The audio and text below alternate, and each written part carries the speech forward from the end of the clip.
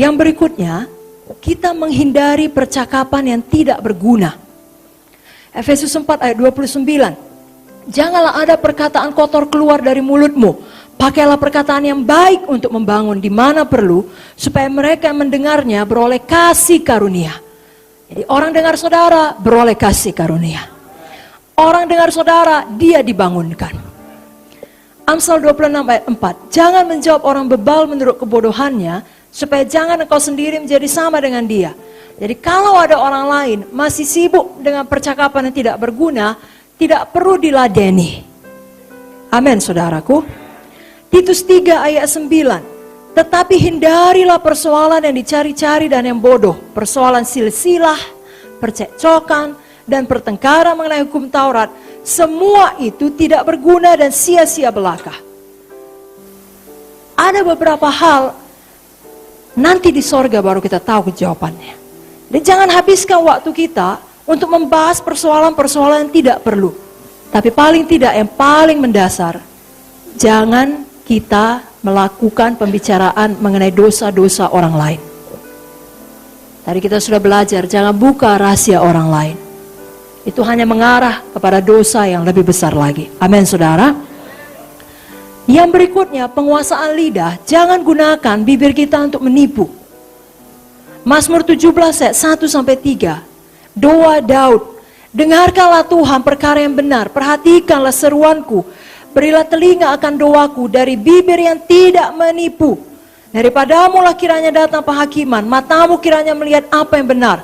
Bila engkau menguji hatiku, memeriksanya pada waktu malam dan menyelidiki aku, maka engkau tidak akan menemui suatu kejahatan. Mulutku tidak terlanjur. Kenapa? Karena hatinya pun benar. Apa yang berasal daripada mulut kita datang dari hati kita. Mazmur 120 ayat 2. Ya Tuhan, lepaskanlah aku daripada bibir dusta, daripada lidah penipu. Saudaraku, biarlah sebagai hamba Tuhan kita punya integritas. Orang dapat percaya apa yang kita katakan. Kalau ya, kita katakan ya. Kalau tidak, kita katakan tidak. Orang tidak curiga bahwasanya kita punya maksud yang tersembunyi. Kita tidak berbohong, kita tidak memiliki rencana yang jahat. Tapi hati kita murni. Dan memang itu dibutuhkan kalau kita mau melihat hari-hari yang baik dan umur yang panjang. Ya, saya bacakan Mazmur 34. Mazmur 34 ayat 13-14. Siapakah orang yang menyukai hidup, yang mengingini umur panjang untuk menikmati yang baik? Jagalah lidahmu terhadap yang jahat dan bibirmu terhadap ucapan-ucapan yang menipu. Amin saudara. Kalau kita sudah salah, kita akui saja. Itu akan membebaskan kita. Amsal berkata, barang siapa yang mengakui pelanggarannya akan kemudian lebih disayangi. Justru orang, apalagi kalau saudara sebagai hamba Tuhan, orang akan sangat menghormati saudara. Karena walaupun kedudukan saudara tinggi, saudara jujur dan mau mengakui kesalahan saudara. Jangan demi menyelamatkan muka, kita jatuh dalam jebakan bohong, dusta, menipu. Karena satu dosa akan membawa kepada dosa lain. Sekali saudara bohong, saudara perlu bohong untuk menutupi kebohongan saudara.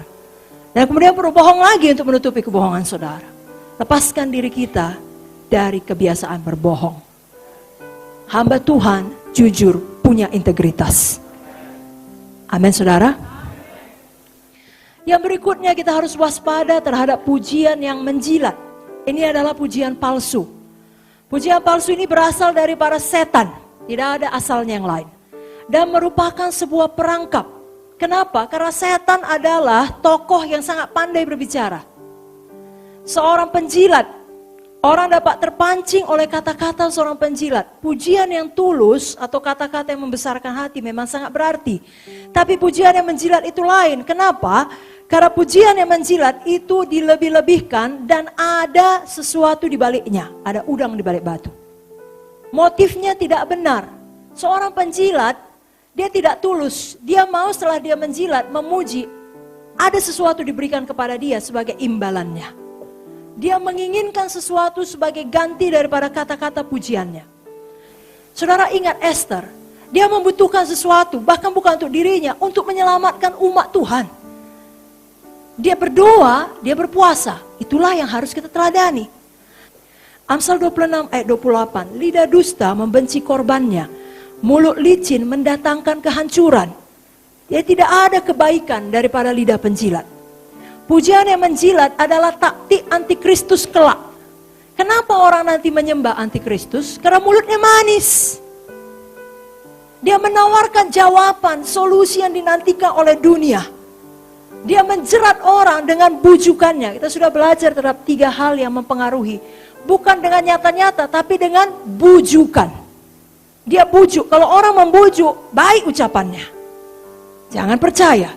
Daniel 11 ayat 32. Orang-orang yang berlaku fasik terhadap perjanjian akan dibujuknya sampai murtad dengan kata-kata licin. Jadi pandai, ada alasannya. Seakan-akan bahkan mungkin ada dasarnya, tapi kebohongan. Tapi kita, umat yang mengenal Allahnya, akan tetap kuat dan bertindak. Makanya dari dalam, dari sekarang, Bapak Ibu Saudara, jangan pernah harapkan pujian manusia untuk menyatakan kita dihargai.